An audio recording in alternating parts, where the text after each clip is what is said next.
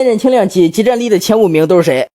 轻量级经过这大半年的发展，可以说是天翻地覆，完全就变了样。奥利维拉5回合军训天佑霍洛威，给他打成了表情包。盖奇白宫战也爆冷军训了不败双冠王伊利亚托普利亚。大卫戴帕迪化身柔术大师，直接秒杀了法国特种兵。轻量级经历后五虎时代，原本以为会趋于安稳，但现在看是越来越乱。那我们今天就来排排轻量级这个乱世集战力的前5名。先叠个甲，兄弟们，我们这个排名是相对排名，因为有风格克制嘛，所以说做不到绝对的客观，所以说肯定误差，大家仅供参考就行。首先第5名我会给到现任轻量级的王者大聪明贾廷盖奇。我这个排名出来大概率要引起众怒了。轻量级赛冠军刚军训托普利亚的盖奇竟然排在第5名，怪兽你小子是不是个小黑子？你纯盖奇黑粉。首先盖奇非常强，他的技术很有特色，他的防摔很好，他站立的低槽腿拜佛拳看着挺糙的，但非常有个人特色，非常高效。纯的障眼法，以前觉得糙，现在感觉内有乾坤啊，纯大智慧。他这次战胜了托普利亚，虽然来说很惊艳，但咱得掰开来看。第一点就是盖奇这场比赛的状态确实非常好，就跟回光返照重回巅峰一样。第二点就是惠德曼教练给盖奇制定的战术很好，完全给托普利亚团队骗过去了。第三点也是最主要的点，就是托普利亚太傲慢了，没把盖奇当人。当托普利亚想好好打的时候，维持一晚没有任何机会了。可以说这局盖奇是战尽了天时地利人和。他下场比赛有没有这么炸的状态不好说，但是他被霍洛威压哨 KO， 被奥利维拉秒杀，这是事实啊。而且当时的盖奇还更年轻，我觉得现在的盖奇打个帕迪打个特种兵手拿把掐，但真实集战力啊，我觉得上面的几个都挺磕他的，我会给他放在第5名。第4名天佑麦克斯霍洛威，他这个排名我觉得是最不稳的。他的核心优势是站立好，站立技术出色，而且到了轻量级他的重拳也有一定程度的进化。可以想想羽量级的加特林，再加上轻量级的重拳，再加上他这个铁下巴，就在轻量级站立这方面我觉得是妥妥的前3甲，甚至说第2。但是他的防摔太差